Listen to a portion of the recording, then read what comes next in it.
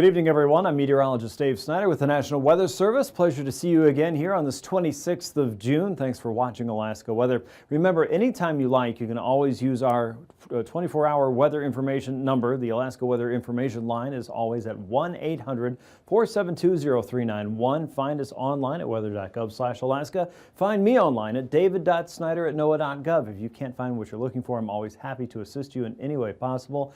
And would love to see your weather pictures from your summer in your part of Alaska. So send me a picture of the fireweed that's growing, the bear that's walking through, or the fish that you've caught, and we'll share it right here on the Alaska Weather Show. Thanks for watching tonight. Hopefully conditions are finding you in A-OK position there around your part of Alaska. We're still watching fire danger, but it kind of flares up in different parts of Alaska as the rain moves through. Right now it looks like today's numbers are showing us extreme fire danger across some parts of the upper Yukon Valley. A little bit broader extent for high fire danger that extends all the way up toward the south slopes of the Brooks Range and into the middle Yukon Valley, and then generally just north of Fairbanks out toward areas around Eagle. Southward, southeast is in the clear. South central looking pretty good. Southwest is looking pretty good. You get back up into the Kobuk and Noatak Valley region, all the way into the middle Yukon Valley, and then out toward just east of Shishmaref and the upper end of Kotzebue Sound, and you're still seeing some high fire danger there. Now, every day this map changes a little bit depending on where we find rain, how the weather fronts move around, and how the wind direction is blowing. It makes a really big difference, but for right now, these are the main areas of concern based on the weather that we see. And of course, the Alaska firefighters all across the region are still working on many of the hot spots, especially in the interior. So for the daily updates there, you can check on Facebook or your local community fire outreach area, and they'll probably have more information for you there. These numbers and similar maps can be found easily at fire.ak.blm.gov. Those are some of the numbers that we use to make this map that you're seeing today. Let's move on to the satellite picture across the region. Here's the visible update from this afternoon, and you can see we're still really focused on the low pressure system just south and east of St. Paul. That circulation is drawing up southerly flow into southwestern Alaska, helping to build enough cloud cover and moisture for some rain to develop across parts of southwest into Kodiak and along the Alaska Peninsula. Behind that, more showery weather. Clouds are kind of tough to scrub away, but the better chance of precipitation still exists from the YK Delta into parts of southwestern Alaska. A decent amount of clearing around St. Lawrence Island today. Hopefully you're enjoying the sunshine there. And in southeast, hit and miss cloud cover, some areas of light rainfall or showers expected, but nothing too serious. In fact, you can see the clouds kind of breaking up across the north and eastern Gulf, as well as areas north of Fairbanks. But that has helped to develop shower and thunderstorm activity across the western interior, out toward Ambler and Bettles, and then along that boundary where the really warm air is coming in from the continent all the way to just north of the Alaska Range. Pretty typical stuff for this time of the year, of course, and showers and thunderstorms, of course, help to ease some of the fire concerns, but that lightning threat is one to watch. So we'll see how that flares up today. There have been numerous strikes already from around areas east of Fairbanks to the western parts of Canada. Here's the infrared picture, and you can see cloud cover also building in. Several other areas of low pressure show up in this scan, and you can see that that's pushing a lot of that air into Alaska. This is going to be the warmer, drier continental air moving in, and that's bringing the warmth back to many parts of Alaska. Up north, as you look at the stratus across the Beaufort Sea and the Chukchi Sea, some of that is making its way down toward the North Slope. That, of course, shows up as fog for many locations, and that is also over a lot of the ice that has yet to leave the coastline across the north and eastern sections of our coastline. So still tracking that, getting closer and closer to when we would typically see some of that breaking up. So hopefully some news on that in the next several weeks. Out across the west, cloud cover fairly evident across eastern parts of Russia as well. That's all leading into another weather maker that's slowly creeping its way eastward. Here's a look at the weather map today. Showers and thunderstorm activity found from the northwest all the way through the interior and into the upper parts of the Yukon Valley. Look down toward the southern bearing shows our low pressure center sitting at 991 millibars. That front working its way north and east, gathering more cloud cover along the front of it for sure, and then helping to produce the rainfall that you see across Nunivak Island toward the YK Delta all the way through Bristol Bay, Lake Iliamna into Sand Point and westward toward Nikolsky, Unalaska, and Dutch Harbor. There's a little bit of rain across northern parts of southeast, more clouds than anything else at this point, and we're seeing some showers around Homer this afternoon. Many locations around the Kenai Peninsula looking at a decent amount of cloud cover, but not a whole lot of precipitation so far today. As we get into tonight, don't look for a whole lot of changes. The low out and across the southern Bering really doesn't seem to move very much, sitting at about 991 millibars. Areas around the western Prince William Sound region will have a better chance for some light rainfall than anywhere else. Across southwest, light rain still part of your evening. And across the central and eastern interior, showers will be plentiful, but we expect a lot of the thunderstorm activity to kind of wither away. Across the south-facing slopes of the Brooks Range and into the upper Koyukuk Valley, showers should be expected for you. And then across from Haida Gwaii and the southern Dixon entrance out into the open waters, we'll probably have some stronger winds and some higher seas. Most of that's not going to make its way into southeast, though. Across the central and western chain, watch for areas of fog there from Kiska out toward Attu. And then a northerly flow west of St. Matthew all the way down to Adak and Atka following that low-pressure wave. As we get into Wednesday, we'll have a better chance for a little more heat to gather across the interior. With that, showers and thunderstorms become a little more likely in that region. Some of that could fire up from Eagle southward toward Northway, and then up across Ambler and Bettles, and then out toward southwestern Alaska. Across the southern Bering, a 994 millibar low will pretty much stay in the same old spot it's been for the last several days. You can see the trough of low pressure here across Bristol Bay, just south of Lake Iliamna out toward Kodiak Island, and some light rain possible there into Prince William Sound, and pretty much over the water for the Kenai Peninsula, but showers will be working their way northward slowly. Across southeast, watch for showers to develop there with the daytime heating there, a few of those bubbling up in the afternoon. And out across the north, we expect fog to still be fairly persistent across the North Slope and into the Chukchi Coast. But some of that may improve as the day goes on as we get into Thursday. Showers work their way northward just a little bit more. Watch for a better development of thunderstorm coverage across the Kobuk and Noatak valleys, and now the Seward Peninsula. So if you're looking southward from Shishmaref or Katsumu, you may see a better chance for thunderstorm activity. And north of Nome, some of that's going to be over the higher terrain of the Seward Peninsula as we get into Thursday. Showers and thunderstorms will be found a little bit more likely across parts of southwestern Alaska as we get through your Thursday. Also looking for some light rain chances around the Kenai Peninsula. Some of that working its way maybe as far north as Anchorage by Thursday afternoon. And showers and thunderstorms possible a little bit further south across the eastern Alaska range and maybe in the Copper River Valley, though most areas down across Gulkana and Glen Allen will probably see a lot of that activity north and a little bit better chance of rainfall southward than right over your neck of the woods. Showers across southeast and light rain chances still continue for the central and eastern Aleutians as that trough of low pressure really doesn't move very much. What about temperatures? As we get into Wednesday morning, 40s and 50s for the interior. The North Slope looking at temps just at or above freezing for many of our communities there. 40s and 50s for southeast. Really not a big change around the Copper River Basin down toward south central, upper 40s to about 50 degrees, close to 50 in Kodiak, Bristol Bay, upper 40s for you, 46 in Nunivak Island, 40 around St. Lawrence and looks like Savunga. Temperatures there probably some of the coolest for the west coast. And across the central and eastern chain, mid to upper 40s in most cases. St. Paul 42, a high of 47 by the afternoon. As we get into the afternoon for the interior, obviously this is where our heat's going to be and where our better chance of thunderstorms will be. We're looking at temps easily in the upper 60s. Most places probably low to mid 70s, including Fairbanks at 74. Eagle and Northway really not that far behind. The North Slope warming nicely into the lower to mid 40s. In fact, Wainwright, Prudhoe Bay and Dead Horse probably pushing that 50-degree mark by the end of the day. South of Wainwright out toward Point Hope and Point Lay, yes, easily into the 50s. 61 in Nome, a scorcher for you. Out across southwest, mid to upper 50s, nearly 60 in fact for King Salmon and Dillingham, 54 around Kodiak, and mid 40s for the Aleutians with southeast in the upper 50s to about 60. Overnight lows really not a lot different. Temps just at or above freezing for the North Slope, southwest, south central in the 40s to about 50 degrees for the interior, close to 50 for southeast. And for highs on Thursday, another day in the 60s and 70s for the interior, 40s for the North Slope, southeast close to 60, south central also. And now, aviation weather around Alaska.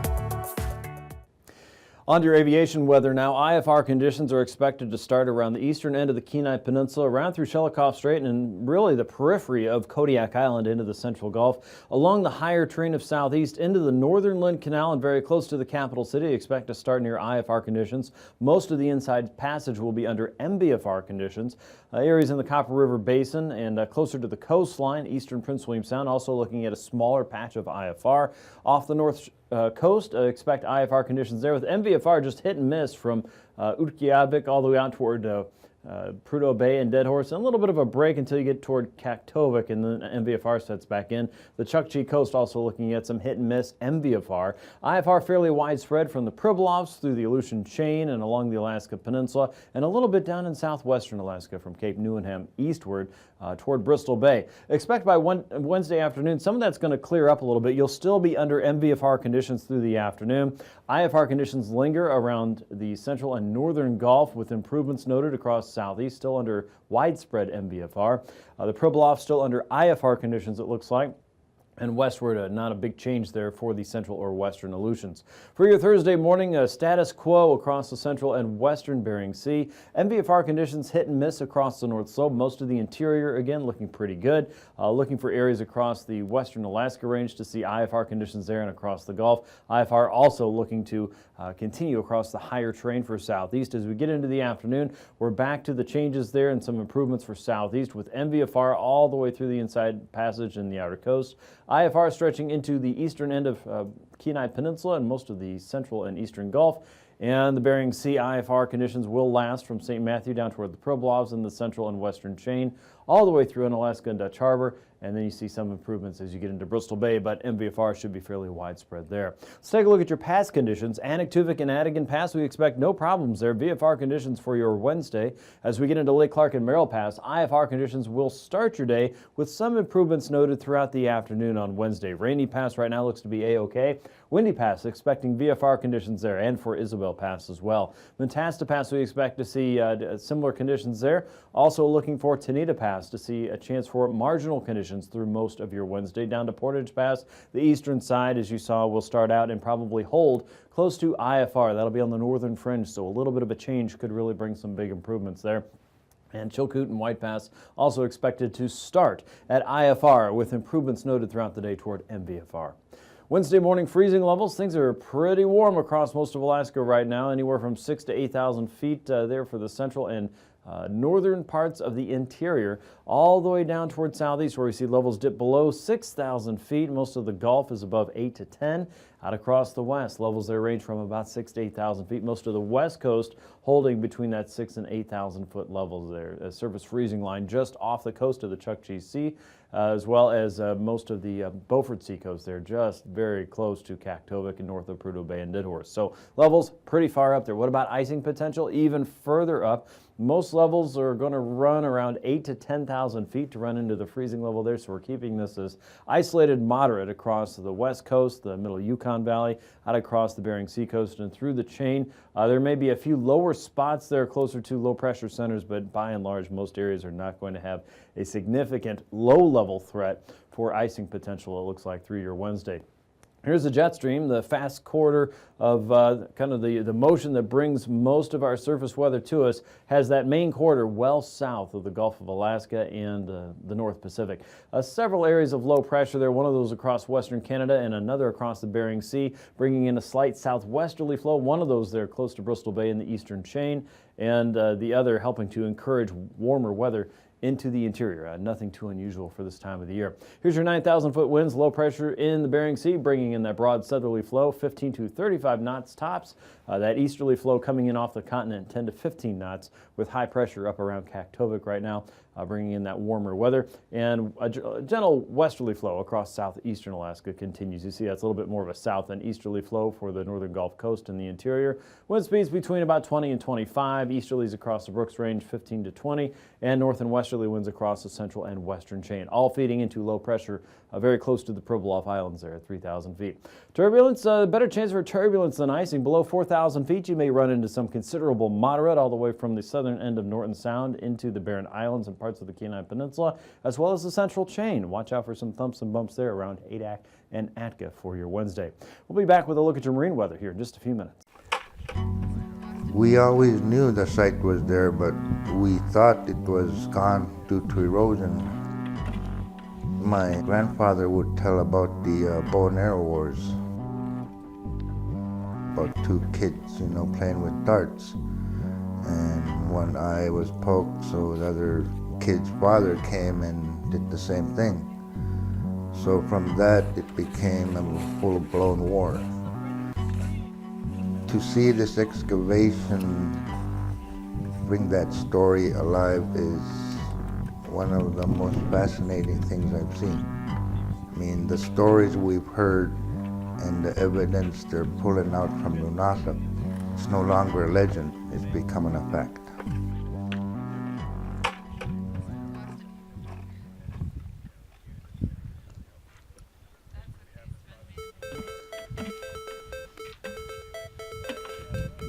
My name is Rick Connect, and I'm principal investigator of the project. We have 11 PhDs. We use a lot of student volunteers. We work with professional conservators to make it all happen. We've got Dr. Paul Ledger, who's working on the history of climate here. Dr. Veronique Forbes, who's an archaeoentomologist who studies insects. Dr. P.T. Ashlock, who's also a professional archaeologist from Southeast Alaska. Dr. Madonna Moss is from the University of Oregon, who specializes in faunal analysis. There are mussel shells throughout this site. There's another bigger piece, and we don't know where they're coming from.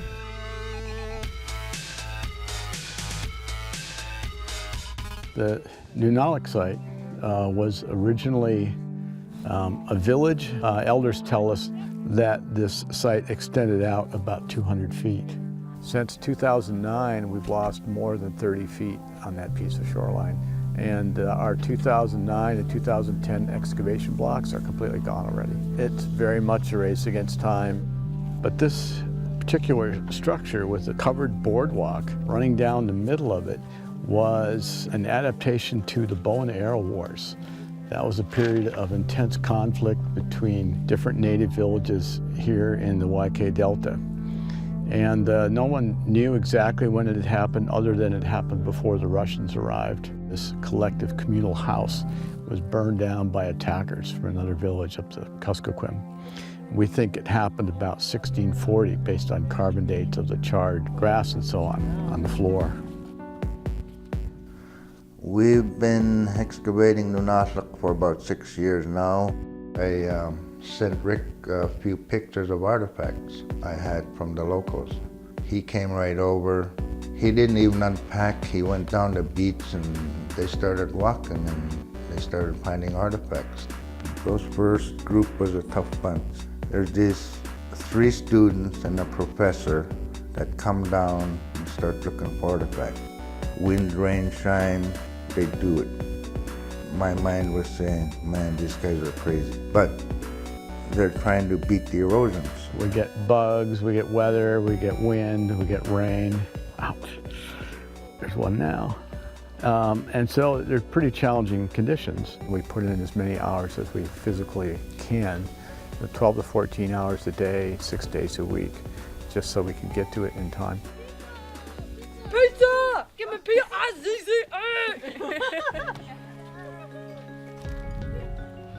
Rick's just great. He doesn't stop. He's a perfect person for this site. I wouldn't have no one else run this site except him.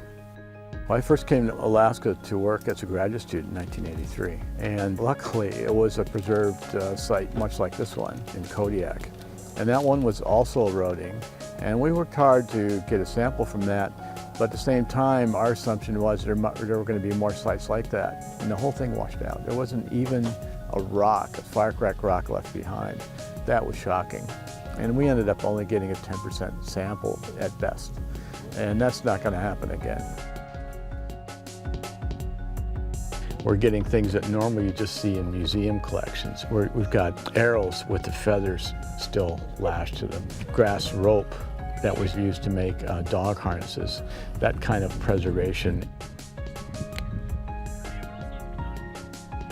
There's a piece of hair right here. I found that in my screen. PT found a ridiculously large amount of hair, and Bridget found another huge clump of hair today. It seems like when they cut their hair, they just let it fall wherever it wanted to, so.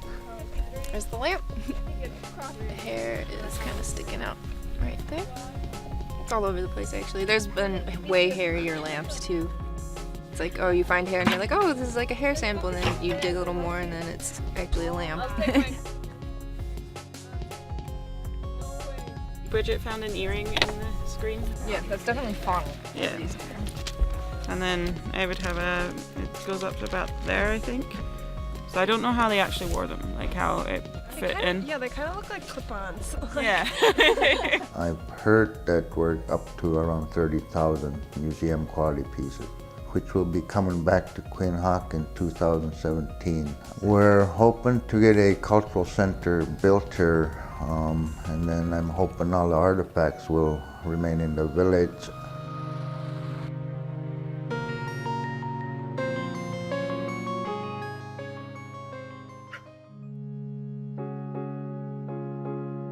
We estimate the site might have 5 to 10 years left, maximum. It could be lost in one big winter storm. It's like museums on fire or a library, and you have to rush in and save as many books and pieces of art as you can.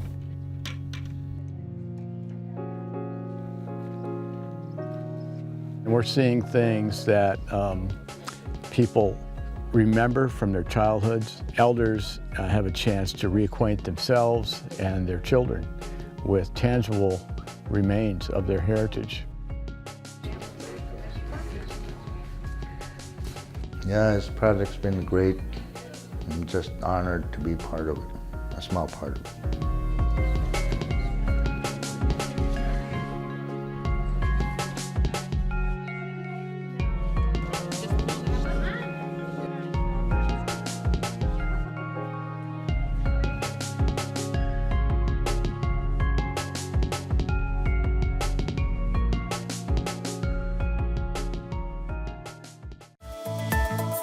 And now, marine weather around Alaska.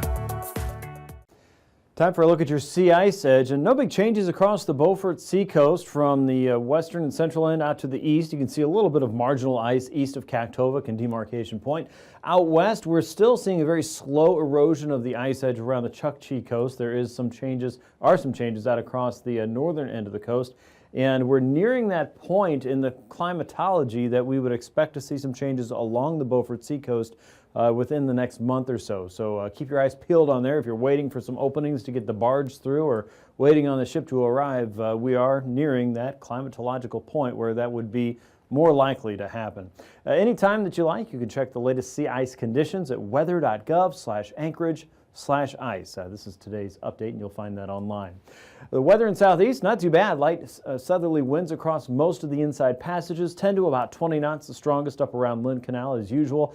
In the Clarence Strait, 10 knots with 2-foot seas inside the Dixon entrance, not too bad. As you get toward the outside, seas pick up to about 6 to 8 feet with that steady south and easterly flow, 20 knots up across the northern Gulf, with about 8-foot seas from Yakutat westward toward Prince William Sound. You can see that diminishes a little bit more as we get into your Thursday there. The steady south and easterly flow continues, looking for about 10 to 15 knot winds there. On the inside, 5 to 10 knots through Stevens Passage and Clarence Strait, 2-foot seas there, 4-foot seas continue in the Lynn Canal with a 20-knot wind from the south. Across south central, the strongest winds will be around Prince William Sound and the northern and western coast through the Barren Islands, anywhere from about 20 to 30 knots, generally from the east. Looking for 3-foot seas on the inside of Prince William Sound, 8 to 10-foot seas across the Barrens and outside of Resurrection Bay. A northerly flow coming off of the continent, moving through Cook Inlet, will run around 15 to 25 knots.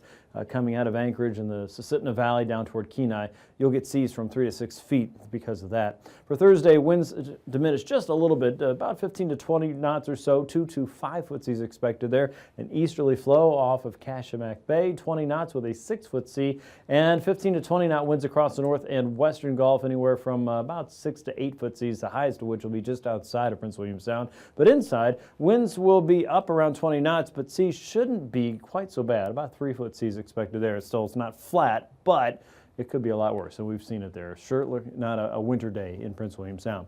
Here's a look at southwest now, and for Bristol Bay, 15 knots from the south and east, 2-foot seas expected with a south and westerly flow across the northern Pacific and into Kodiak Island. 15-knot winds on either side with 4 to 7-foot seas. For Thursday, the winds diminish just a little bit, 10 to 15 knots in all areas, 2 to 3-foot seas across the Bering Sea coast and for Bristol Bay. A southeast flow across Shelikof Strait gives you 3-foot seas there on a 10-knot wind, and west and southerly flow across the North Pacific, about 15 knots there expected with 6-foot seas in those regions. For the Aleutians, expect light winds across the west, 15 to 20 knots there, with about 20 to 25 knots for the central and eastern chain, 4 to 8-foot seas there, with 8 to 9-foot seas at times across the central and eastern part. of the Pacific. As we get into your Thursday, generally a westerly flow sweeping across the entire region, 15 to about 25 knots expected, with about 7 to 8 foot seas in most areas. Out west, this could be as low as 5 foot seas and 7 to 8 foot seas there across the central and eastern coastlines of the Aleutians for the Pacific Islands. For the west coast, 15 knots in all areas. You're looking at about 3 to 5 foot seas with an east and northeasterly flow coming in behind low pressure that's sitting right about here. Looking for about 3 foot seas outside of Norton Sound, 5 foot seas around St. Paul and St. George for Thursday. A little bit more of a southerly push. The winds remain fairly light, about 4 foot seas in those areas, and very light and somewhat variable winds across the western coast. Around St. Lawrence Island, only 5 knot winds from the north and west with 2 foot seas. Get out and enjoy that. Easterlies for the Beaufort Seacoast, 20 to 25 over the ice, with light winds coming down the Chukchi for the most part. A little bit of a higher wind blowing off of Wainwright to Point Lay from the east with a 3 foot sea. And generally light and variable winds around the Bering Strait communities up toward Cape Lisburn, 1 to 2 foot seas at tops. Across the Beaufort Sea, anywhere from 20 to 25 knots. As we saw, that'll continue from the east, and poor visibility may be a result at times as fog will be in the area. Speaking of which, here's your service chart once again. Low pressure across the Bering will be the main weather driver for most parts of Alaska, helping to draw in heat across the interior, leading to showers and thunderstorms there. Generally fair weather across most of southeast, a few showers from time to time. Better chances we get into Wednesday and Thursday, and the thunderstorm chances will be increasing across the northwest all the way into the central and eastern interior. Not a big change out for the central and eastern Bering Sea. As we get into Thursday, you can see the low moves into the UK or the YK Delta just a little bit more. An onshore flow means a better chance for showers across southwest, and we'll see the risk of showers climbing across parts of south central and southeast as we go through the remainder of the week with storms across the north. Thanks for watching.